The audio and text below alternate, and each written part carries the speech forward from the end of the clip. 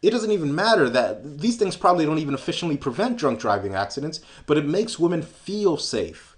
It makes them feel at ease. And this is the true scope of the problems we're facing here. That is, women are allowed to vote, and that they dominate the vote in comparison to men in terms of voting numbers and voting uniformity, and that they vote on visceral emotion for whichever politician promises them the most stuff, essentially. To be honest, I actually wish it was as simple as voting for the right politicians and, defunding government or whatever. I mean, this is an extremely naive approach in a political culture where the right politicians can't get elected and the wrong politicians are more than happy to pander to women at men's expense. So I wish it was as simple as defeating feminism, whatever that even means. If the fix for this was exposing feminism's hypocrisy, well, I say we're making pretty good damn headway on that. Most women today actually shy away from the feminist label. Most women won't happily wear that moniker. If we look at third wave feminism, notice that there exists no modern third wave feminist that shares the same political clout and garners the same amount of reverence that their first and second wave predecessors did. There are no third wave Gloria Steinems, for example. You see, the heroes of third wave feminism are clowns like Anita Sarkeesian and Jessica Valenti. Third wave feminism is the parading freak show of feministing and Big Red and David Futrell and Hugo Schweizer. Nobody takes these fools seriously, but the true legacy of feminism, the privileges that feminism and women put into place, those privileges will remain whether or not feminism is defeated, whatever that even means. And the reason for that is that, as cynical cynicism, the cynical cynicism once said in a previous video he uploaded, culture precedes politics, and culture is informed by the unflinching hand of human biology. You see, we can theoretically get hundreds of billions of women behind us saying that they hate feminism and they rebuke it. Wait till enough of those same women fall on financial hard times and see if those same women will demand that the government do something about it, and that something is going to be in the form of some kind of WIC welfare program that ensures political suicide for any politician crazy enough to confront it. No, gentlemen, our battle does not lie, primarily, in any politician's office and in any voting booth. Capitol Hill, unfortunately for us, is gynocentrism ground zero. Men cannot compete politically with women even if they wanted to. Look up any of these statistics on voter turnout and you'll see that women consistently outvote men, and it's clear what they vote for. And I've said this before, that if the goal was some sort of attack against the family, or communism, or socialism, or any one of the other versions of the litany of conspiratorial hogwash that we hear regurgitated over and over, the question that would immediately become apparent is why didn't the conspirators also incentivize men to leave their wives for younger, hotter replacements? Why was it only women that have been allowed the freedom to push the eject button on their families whenever they see fit with impunity? Why? Could it be that, female nature predisposes them to this? No, that can't be it. It was the Marxist, crypto-fascist, crypto-communist, crypto-nihilist. They were the ones that did it. I mean, because there's no examples of the state using female nature to control men before American feminism. That just doesn't exist in history whatsoever. Except, maybe Aristotle's Politics, Book 5, where he goes into detail on how tyrannies are actually sustained. And it's interesting what he says, and I'll just quote it right here. Quote, "The evil practices of the last and worst form of democracy are all found in tyrannies. Such are the powers given to women in their families in the hope that they will inform against their husbands, and the license which is allowed to slaves in order that they may betray their masters. For slaves and women do not conspire against tyrants, and they are of course friendly to tyrannies and also to democracies, since under them they have a good time." End quote.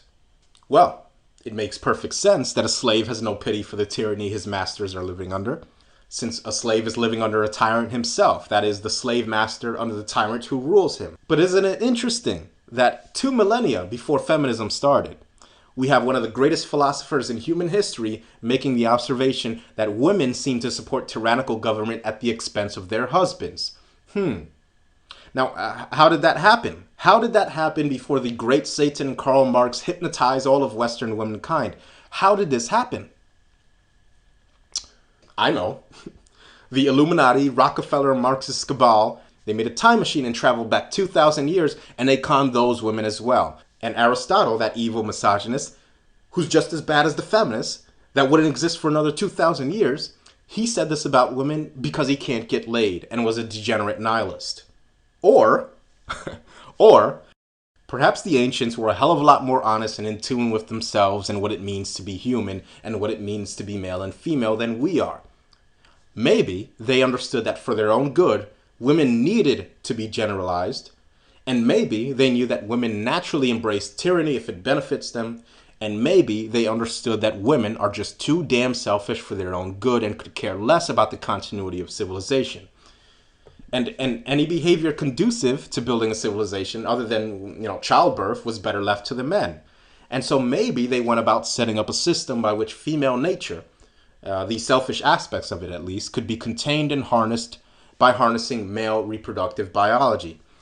Maybe this system collapsed once technology underwent an explosion in innovation with the advent of electricity and with the discovery of fossil fuels that produce an estimated 25,000 hours worth of human labor in one barrel. Because that wouldn't throw a wrench in a system that relied on men's superior ability to perform labor in exchange for female reproduction and fidelity. No, that couldn't be the case. Instead, what we do is we look for obscure and largely irrelevant political fads to blame. This is the Fabian Socialists or the Frankfurt School, and we assign to them an almost godlike ability to influence the course of human interaction in history decades after these political fads existed and fizzled out. Now, some will say, because men will absolutely insist on making excuses for dysfunctional female behaviors, that this is all a result of big bad government incentivizing bad female behavior. And I can play the devil's advocate here. Let's say that's the truth. If that's the case, then it should become obvious immediately that cutting women off of the government teat will pose a direct threat to those incentives. And if they're willing to sabotage their own families for a payout, what makes you think that they're just going to acquiesce for something as trivial to them as male human rights? I mean, this is simple criminology, people. When a crime occurs, the first thing you do when establishing motive is ask who benefits. So who benefits? Well, men certainly don't. Who does? The state, and women do. It's obvious. It's obvious for anybody to see. This is the problem that any political solution fails to address. This is why political solutions to the problems we face are at best additional and subordinate to a shift in cultural attitudes and behaviors of men that understand what they are, biologically speaking, and what women are in this sense as well. What does it do to change an unjust law if we don't even understand exactly what caused this unjust law to be written into law in the first place? If we change an unjust law without even acknowledging what put it there, then we've effectively done nothing to prevent the law from changing back. Without understanding female nature and how we react to it as men, we will never understand what got us here in the first place, and this highlights, I think, why there's such an insistence on declaring instead symptoms like Marxism and communism or leftism as being to blame for feminism. It's essentially the easy way out. At least it sounds that way, since it mistakenly assigns natural human socialistic tendencies to things like Marxism, which is portrayed by these types as some kind of mental illness instead of a politically codified expression of human nature. And in doing this, we set ourselves up for a perpetual political battle that can never be resolved because it's essentially a political fight against human nature itself. And ironically, the defeat the left type's failure to recognize Marxism as an expression of human nature is the same perpetual war against biology that feminists have concocted with their patriarchy theory. And the only actual difference, and this is key here, the only actual difference is that feminists and the women they advocate for actually have the necessary resources, that is, women and their in-group preference, to make effective political headway with their anti-nature ideology, while the defeat the lefter types have failed and will continue to fail in making any significant political headway and are certainly not capable of achieving anywhere near the amount of political changes that they drone on and on about. The men's movement, I believe, is smart enough not to follow these people into this never-ending right-left political quagmire that is an absolute fool's errand. It's a fight against a boogeyman for children masquerading as philosophers who'd rather concoct the most ridiculous conspiracies instead of acknowledging what's going on right in front of our faces. And on top of this, now, these people are even defending contractual marriage, trying desperately to frame the abysmal rate of divorce in the West as not being so bad, without ever actually putting forth any real incentive to get married in the first place. It's pathetic. It's pathetic. For those of you wishing to see how deep the rabbit hole goes, you stay right here. For those of you who wish to talk about left-right politics for the rest of your lives, leave, unsubscribe. No, I do not believe Karl Marx did any of this. Yes, I don't trust either of the two sides of Western politics. The bread and circus show doesn't appeal to me and is demonstrably broken beyond repair in my assessment. Those of you still putting stock in it are just contributing to their authority over you. And no, you're not going to shrink the government or defeat the left, or the right for that matter. Know thyself, or be ruled by those that do. Politicians know what makes humans tick. They know how men will behave. They know how women will as well. And if you don't know these things, you will never stand a chance against putting up any kind of organized resistance against the state. Every successful tyranny starts with propagandists understanding and exploiting human nature and the environment that they're working with. And that's why Hitler had his propaganda ministry, and that's why America has CNN and Fox and MSNBC, and these simpletons that think these propagandists within our midst all decided to just set up shop on one aisle of the political spectrum, have a staggering ability for doublethink that will lead this movement down a path of constant political bickering and needless associations with the sacred cows of both of these corrupt political parties that we simply cannot afford to take on, period. So just to clarify, here's the deal. Here's my stance politically speaking. And this can be considered as overall advice to MRAs. My advice to you is to go into the political arena with the understanding that, as I've just said, all politicians in the West are there to manipulate, connive, and exploit first and foremost. All of them. And so when dealing with them, you will treat them as such, and you will never, ever show any kind of partisan solidarity with them. They can either address our issue or they cannot. If they can't, they are a waste of our time. If they can, then we'll lend them support on that particular issue only. Only.